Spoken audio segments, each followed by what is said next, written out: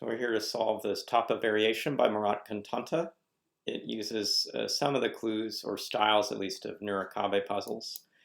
And where it's the case that some of the islands in this space may not be marked, at least around the clues we know for sure we're building larger things. And so that's where I think some of the star of the puzzle is going to come in, that as we mark in initial spaces like around this 4, we're going to be coming in and starting some of the island space around this 2, 3 for sure. And there's one more cell at most to take. Notice that we're not going to be able to actually keep this as a 2 island. So you could actually track mentally that this is a 3 large island, and it's going to be taking some cell around its edges. The real place I would start, though, is looking at a cell like this 7. If this 7 is part of an island, it's got to be expanding out, and the only cells it can expand through are orthogonal cells. And if it were like this cell on the top border, the Tapa would instantly crush it off. And so around a clue like this 7, we're going to have a situation like this where it's got to come one of 2 ways. It either comes down or comes to the right. And I think there's going to be some size issues if it comes, for instance, to the top. Like, let's watch this path. We quickly have to mark these 2 off, and there's no way this is then a valid 6 clue. If you don't even see it's broken for Tapa reasons, if you came in like this, we now actually have another situation where it doesn't work. So the quick start for this puzzle that I'm seeing is to start with this upper left 7, recognize the island itself that it's a part of has to be extending down and around, so this is the shape of that. This clue here needs to be a separate island, so it's going to look like this. It is a 1-2 Tapa, so this is the only way to fulfill a 1-2 clue. That puts this in, but this is now a 2 large island cell at most, so we will shade in this.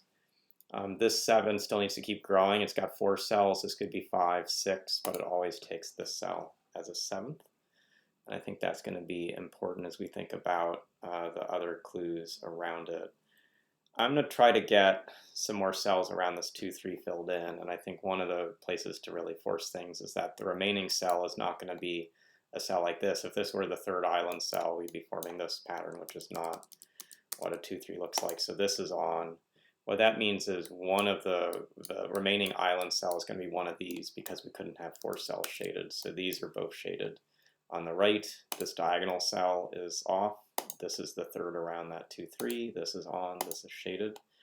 So we have this pattern. The top is going to keep coming down here to stay connected. This 4 needs to get 4 island cells, so it always takes this, and in taking this, it shuts off the other top option. So now we've got 4 cells here. It's going to not have this or this, so this will always be shaded. Let's actually come back here and mark some things we know. Whenever we shade around a clue, like a 1, 5 is a very constrained clue because you need to place a singleton and you also need to place 5 shaded cells. It's going to have some key limitations to it. One thing you'll see after we mark in these edges is that for sure these 3 cells far off of the side are marked in, and the 5 has a few ways it can go. It can go here or it can go here, but in both of these scenarios, we're marking off cells as we can. Let's think about how those options will or will not cause issues for the potential island or a Nurikabe shape, and it actually seems that both are still credible. In one case, we're going to be growing up here like a 4, 5 overall clue, and in the other scenario, we're just going to have a 1 that's isolated, and we could do something like this. So right now, there's nothing constraining about this space, but we know for sure this is the shading of the cells we've marked in. We can mark in some more edges if we care to around here. There's a few other gimme cells, but they don't instantly do as much right around these 3s or these cells. I think one key thing to actually do that we didn't address yet is around the 6. And that's where, when we've shaded 2 cells to the left that are both part of the Tapa, one of the unshaded cells for sure is going to be marked by a cell touching this X, and that the 2 cells that are shaded around a 6 are always adjacent. These 5 cells for sure are shadable, and these 4 cells are for sure shadable, or something off in my count. I need to be leaving a space for 2, 2, or 2, but these are shadable. And now we're going to have a situation where the 6 needs to get some amount of space to take, and notice it's only going to be taking 2 more clues around itself, and actually these 2 would be bad. I think that's why I was jumping ahead a step in my mental thinking and saying that to keep this as a 7 island, you'll actually see we actually have now taken 7 cells, so I could mark these in. To keep this as a 7 island, this cell here has to not be an island cell. So now this is part of the 6 island. One more cell is part of the 6 island from these whites, but we need to take a total of 3 more to get a total of 6. And to keep this a full Tapa, we're going to have to take this cell. That makes this unused. We now have finished this island that's a 6, so we're going to mark off around this. This 3 has us 3 Tapa cells shaded, but it now also has completed itself as an island, so this is how that comes through. We have some cells, this is always unshaded, and around a 2-4, it's 2 plus 1 plus 4 plus 1, or the cells around it. So once we know where the unshaded cells are, we can fill in the other bits. These 2s are known for sure. This cell is known for sure. One of these remaining whites is what's unused.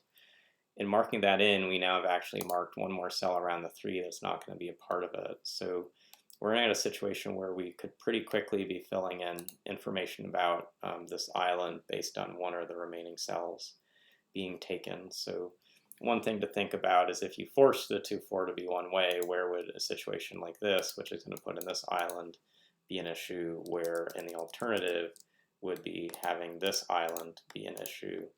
And both of those right now seem possible, but there are some things that are shared across them that we can really consider. And one thing that seemed to be shared across them was how we were starting to shade in some of these pieces. And so we can think through that as we try to identify the next step here.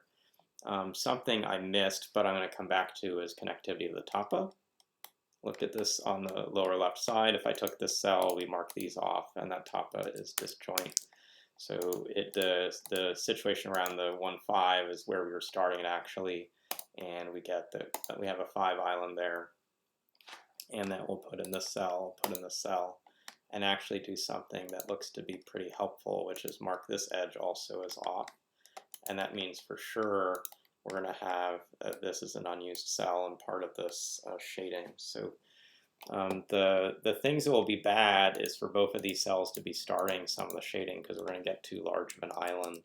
So we're going to need to have one of these cells in the corners probably unused to be able to get just one more cell off this island shape. It will be a 3 island for sure, but one more cell off of it. Notice that we can't have this cell be unused because we'd have to come like this for that to be a valid island shape. So this is the unused corner piece. Coloring in around that, this is now the 3rd island cell here.